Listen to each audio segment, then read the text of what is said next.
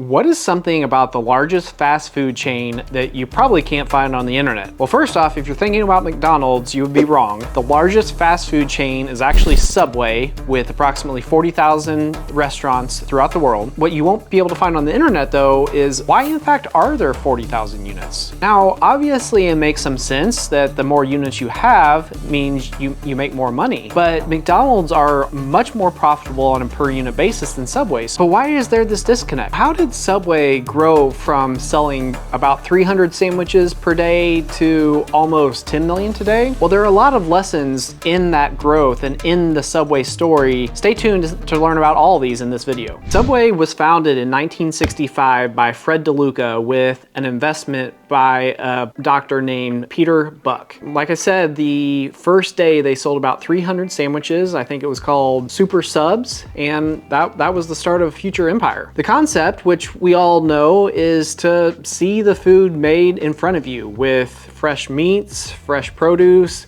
made it your way on a variety of different breads. Seems commonplace now, but at the time it was a novel concept.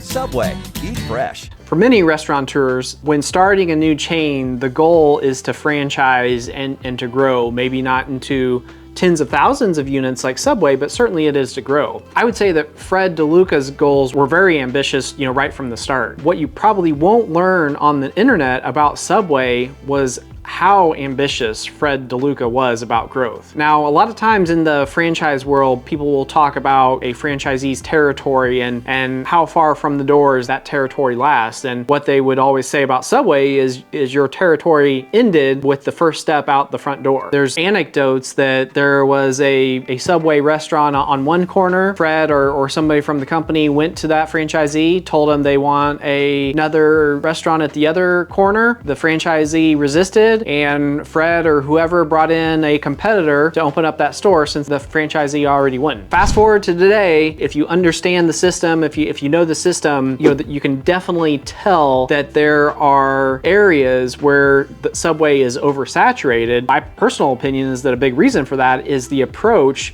that Subway took towards development. There is one key theme that persists throughout the Subway franchise that is relevant in terms of the approach that different types of business owners take. Now, looking back to the development goals and strategy that Fred DeLuca employed, it was really about minimizing upfront costs and maximizing unit growth pretty much at all costs. At the face of it, that sounds like it's gonna have some great appeal to more people. If the upfront costs are lower, then maybe more people can become a franchisee as opposed to with a more expensive chain like McDonald's, for example. So again, at the face of it, it looks great because you're definitely going to be able to appeal to a broader audience. You start to observe the impacts that approach had on areas that you might not think might have. So for example, there are definitely a few characteristics of Subways that don't exist in other chains. One, it was quite common for Subway franchisees to not optimize the location of their Subway based off of foot traffic, accessibility, et cetera, et cetera. A lot of these folks, in the goal of trying to minimize upfront costs, would pick real estate that was, quite frankly, the cheapest. It was the lowest risk, the lowest monthly rent, tenant improvement fees, et cetera, et cetera. So again, that's great in terms of getting your store counts up,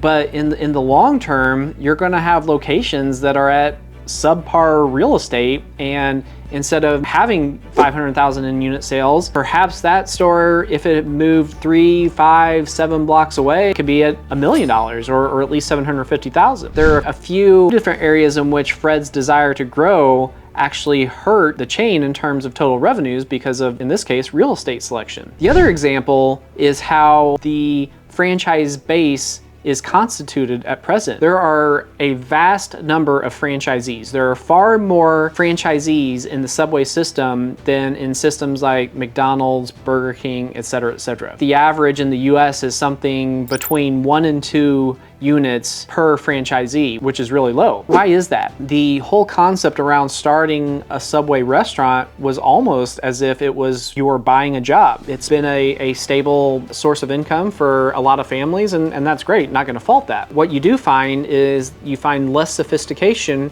with franchisees that own 1 to 2 units as opposed to franchisees that own 10, 20, 30, or 40 units. In the larger systems, you might not see averages of 40 units per franchisee, but regardless, you do see a higher level of sophistication of management practices, people sharing, et cetera, you see that more in the larger franchisees than in the smaller ones. We're not trying to be critical of the smaller franchisees, that they're doing a great job. It's just a different type of approach, and it's a different mindset whenever you are running 10 stores as opposed to 1 or 2. When talking about Subway, I think the elephant in the room is Jared. I think everybody knows that story. I don't really think we need to rehash it here. However, I certainly will provide my take, especially in the culture in which we live today. And what that is that whenever a brand is attached very closely to one specific person or personality, or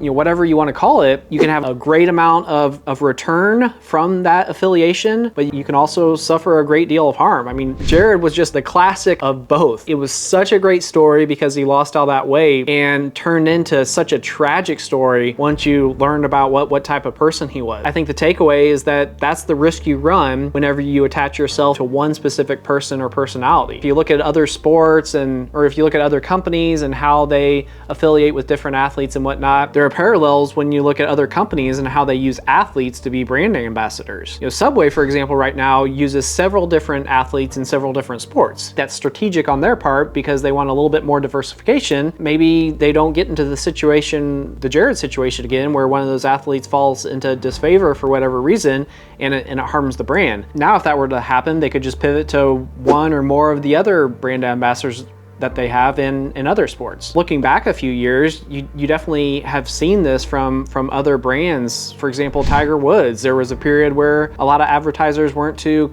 keen on putting him front and center. You've seen a lot of stories as of late where brands are ending their affiliation with their ambassadors because of something they do on social media or some story that pops up. After Jared, the next big event, if you will, in the history of Subway was the death of Fred DeLuca in 2015. After the death of Fred, the brand went through a very tough transition. First, his sister took over. I would say that the period of time when his sister took over was not the peak of Subway, if you will. I don't know what she did directly or indirectly, just looking at the performance of the brand as a whole. It certainly wasn't a period of great success. Not sure if she was the one that directed this or someone else, but I do know that during this period, there was a push to eliminate as much salt as possible from the menu items at Subway. And I don't know if you've ever tried to make bread without salt or if you've ever tried lunch meat without salt, but it's not very good. And I know there are people out there that say, well, lunch meat's terrible for you because it's got so much salt or this or that. I'm not here to argue with you or agree or disagree. Certainly had impact on maybe not food quality, but at least on the taste as perceived by the core users of Subway. After one sister took over, it was rumored that another sister was going to take over. What was lesser known at the time was that Fred's widow actually had the right to come in, take control of the company due to what was provided for in the will. She stepped in, she put in professional management, and the company's really doing quite well from our perspective. The CEO she hired is a guy named John Chidsey. In addition to companies like Avis and whatnot, he led a turnaround at Burger King. From the outside, it appears as though the playbook he used at Burger King is largely being used at Subway, with a few tweaks due to the different type of concept, but they've done a lot of great things, and the brand is really on an upward trajectory. They've refreshed the stores, they have totally revamped the menu, and not just the menu, but the underlying proteins, produce, and breads. They've kicked off, additional marketing campaigns, and if you pay attention in the business press, you're seeing month after month of record sales gains and store performance for the brand. It's really a positive story. My name is Nick McLean, and perhaps all the exciting guys in private equity know where all the new and hot places are, but steady old Nick still likes Subway. If you do too, let me know what your favorite sub is. And while you're at it, like and subscribe.